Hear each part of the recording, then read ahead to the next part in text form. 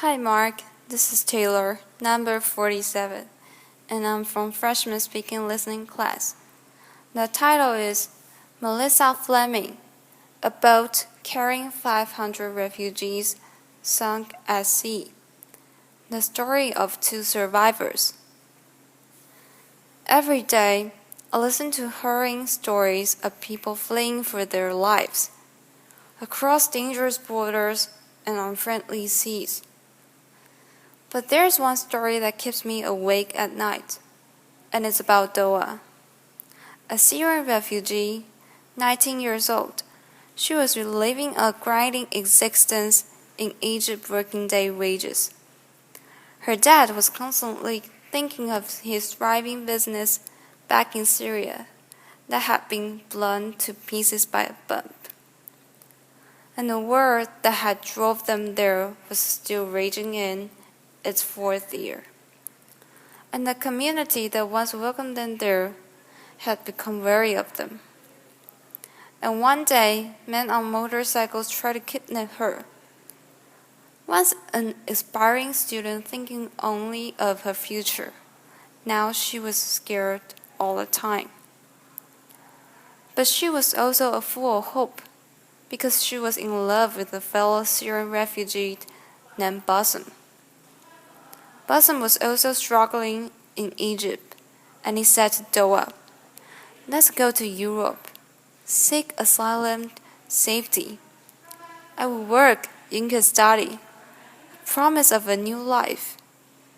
And he asked her father for her hand in marriage. But they knew to get to Europe, they had to risk their lives, traveling across the Mediterranean Sea, putting their hands in smuggler notorious for their cruelty. And Doa was terrified of the water. She always had been. She never learned to swim. It was August that year, and already 2,000 people had died trying to cross Mediterranean. But Doa knew of a friend who had made it all the way to Northern Europe, and she thought, maybe we can too. So she asked her parents if they could go. And after a painful discussion, they consented, and Bassem paid his entire life savings, $2,500 each, to smugglers. It was a Saturday morning when the call came, and they were taken by a bus to a beach. Hundreds of people on the beach. They were taken then by a small boat onto an old fishing boat.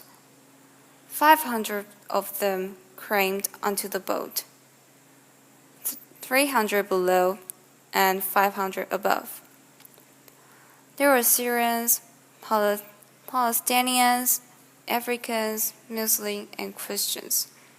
100 children, including Sandra, little Sandra, 6 years old, and Musa, 18 months. There were families on that boat, crammed together, shoulder to shoulder, feet to feet. Doa was sitting with her legs crammed up to her chest, Bassem holding her hand. Day 2 on the water.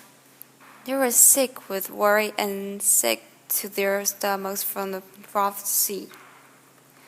Day 3, Doa had a premonition, and she said to Bassem, "I fear we're not going to make it. I fear that boat is going to sink." And Bassem said to her, "Please be patient. We will make it to Sweden. We will get married, and we will have a future." Day 4, the passengers were getting agitated. They asked the captain, "When will we get there?" She told them to shut up, and she insulted them. He said, "In 16 hours we would reach the shores of Italy." They were weak and weary. Soon they saw a boat approach, a smaller boat, 10 men on the board, who started shouting at them, hurling insult, throwing sticks. asking them to all disembark and get on this smaller, more unseaworthy boat. The parents were terrified for their children, but they collectively refused to disembark. So the boat sped away in anger, and then half an hour later came back and started deliberately ramming a hole in the side of Doa's boat, just below where she and Balsam were sitting. And she heard how they yelled, "That the fish eat your flesh." And they started laughing as they both capsized and sank. The 300 people below deck were doomed. Doa was holding on to the side of the boat as it sank, and watched in horror as the small child was cut into pieces by the propeller. Balsam said to her, "Please let go, or you will be swept in and the propeller will kill you too." And remember, she can't swim. But she let go and started moving her arms and her legs, thinking, "This is swimming." And miraculously, Balsam found a life ring. It was one of those child's rings that I used to play in swimming pools and on calm seas. And the Doa climbed onto the ring, her arms and her legs dangling by the side. Balsam was a good swimmer, so he held her hand and tread water. Around them there were corpses. Around 100 people survived initially, and they started coming together in groups, praying for rescue. But when a day went by and no one came, some people gave up hope, and Doa and Balsam watched as men in the distance took their life vests off and sank into water. One man approached them with a small baby perched on his shoulder, 9-month-old Malik. He was holding onto gas canister to stay afloat, and he said to them, "I fear I'm not going to survive. I'm too weak. I don't have the courage anymore." And he handed little Malik over to Balsam and to Doa, and they perched her onto the life rings. So now there were 3, Doa, Balsam, and little Malik. Let me take a pause in the story right here and ask the question. Why do refugees like Doa take these kinds of risks? Millions of refugees are living in exile in limbo. They're living in countries from a war that has been raging for 4 years. Even if they wanted to return, they can't. Their homes, their businesses, their towns, and their cities have been completely destroyed. This is a UNESCO World Heritage City, Homs in Syria. So people continue to flee into neighboring countries, and we built refugee camps for them in the desert. Hundreds of thousands of people live in camps like these, and thousands more, millions, live in towns and cities.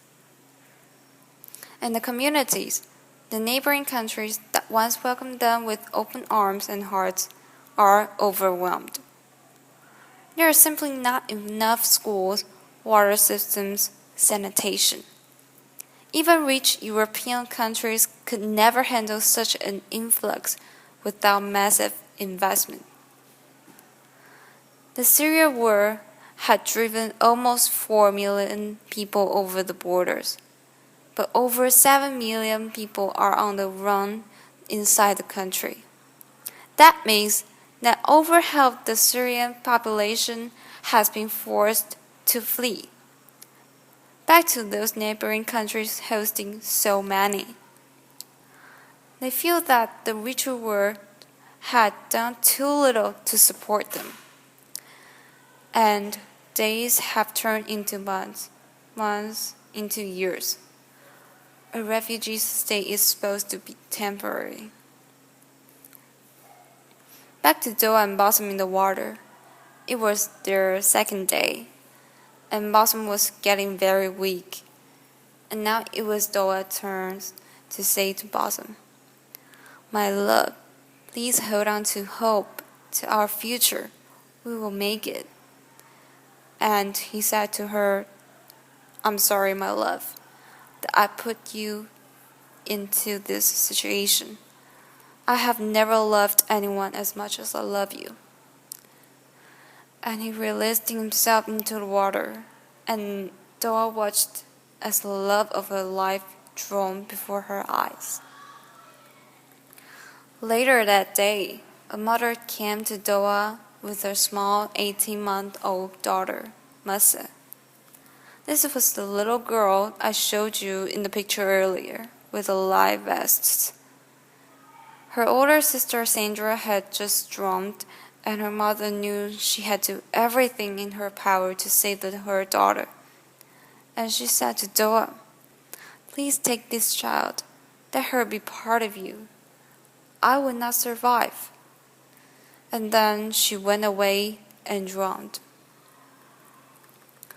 So Doa, the 19-year-old refugee who was terrified of the water, who couldn't swim, found herself in charge of two little baby kids.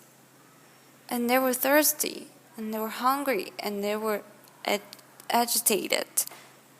And she tried her best to amuse them, to sing to them, to say words to them from Quran.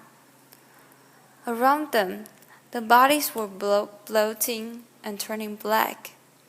The sun was blazing during the day. At night there was a cold moon and fog. It was very frightening. On the fourth day in the water, this is how Doa probably looked on the wing with her two children. A woman came on the fourth day and approached her and asked her to take her another child, a little boy, just 4 years old. When Doa took a little boy and the mother drowned, she said to the sobbing child, "She just went away to finding water and food." But his heart soon stopped, and Doa had to release the little boy into the water. Later that day, she looked up into the sky with hope because she saw two planes crossing in the skies. And she waved her arms, hoping they could see her, but the planes were soon gone. But that afternoon, as the sun was going down, she saw a boat, a merchant vessel, and she said, "Please, God, let them rescue me." She waved her arms, and she felt like she shouted for about 2 hours, and it had become dark. But finally the searchlights found her, and they extended a rope, astonished to see a woman clutching onto two babies. They pulled them onto a boat. They got oxygen and blankets, and a Greek helicopter came to pick them up and take them to the island of Crete. But Doa looked down and asked, "What of Malik?" And they told her the little boy didn't survive. She drew her last breath in the boat clinic. But Doa was sure that as they had been pulled up onto the rescue boat, the little baby girl had been smiling. Only 11 people survived that wreck of the 500. There was never an international investigation into what happened. There were some media reports about the mass murder at sea, a terrible tragedy. But that was only for 1 day, and then the news circle moved on. Meanwhile, in a pediatric hospital on Crete, little Masa was on the edge of death. She was really dehydrated. Her kidneys were falling. Her glucose levels were dangerously low. The doctors did everything in their medical power to save them, and the Greek nurses never left her side, holding her, hugging her, singing her words. And my colleagues also visited and said pretty words to her in Arabic. And amazingly, little Musa survived. And soon the Greek press started reporting about the miracle baby who had survived 4 days in the water without food or anything to drink. And offers to adopt her came from all over the country. And meanwhile, Zoa was in another hospital on Crete, thin, dehydrated. An Egyptian family took her into their home as soon as she was released. And soon word went around about Zoa's survival. And the phone number was published on Facebook. Messages started coming. Doa, do you know what happened to my brother, my sister, my parents, my friends? Do you know if they survived? One of those messages said, I believe you saved my little niece, Musa. And it had this photo. This is from Musa's uncle, a Syrian refugee who had made it to Sweden with this family and also Musa's older sister. Soon we hope Musa will be reunited with him in Sweden. And until then, she's being cared for in a beautiful orphanage in Athens. And Doa, well, words went around about her survival too. And the media wrote about this slight woman and couldn't imagine how she could survive all this time under such conditions in that sea and still save another life. The Academy of Athens, one of Greece's most prestigious institutions, gave her an award of bravery. And she deserves all that praise. And she deserves a second chance. But she wants to still go to Sweden. She wants to reunite with her family there. She wants to bring her mother and her father and her younger siblings away from Egypt there as well. And I believe she will succeed. She wants to become a lawyer or a politician or something that can help fight injustice. She is an extraordinary survivor. But I have to ask, what if she didn't have to take that risk? Why did she have to go through all that? Why wasn't there a legal way for her to study in Europe? Why couldn't Masa have taken an airplane to Sweden? Why couldn't Basim have found work?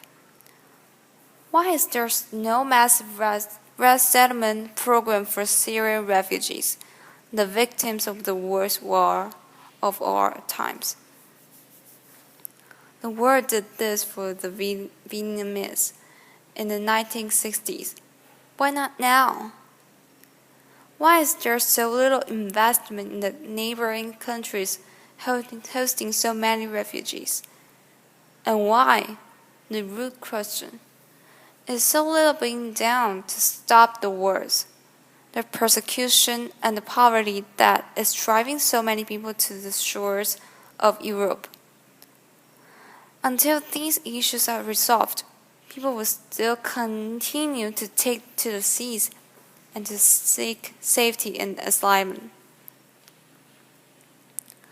And what happens next? Well, that's largely Europe's choice. And I understand the public fears. People are worried about their security, their economies, their changes of culture. But is that more important than saving human lives? Because there is something fundamental here that I think overrides the rest. And it is about our common humanity. No person fleeing war or persecution should have died or crossing a sea to reach safety. One thing is for sure, that no refugee would be on those dangerous boats if they could thrive where they were. And no migrant would take that dangerous journey if they had enough food for themselves and their children. And no one would put their life savings in the hands of those notorious smugglers if there was a legal way to migrate. So on behalf of the little Masa, and on behalf of the Doa and of Bosom, and of those 500 people who drowned with them, can we make sure that they didn't die in vain? Could we be inspired by what happened and take a stand for a world in which every life matters? Thank you.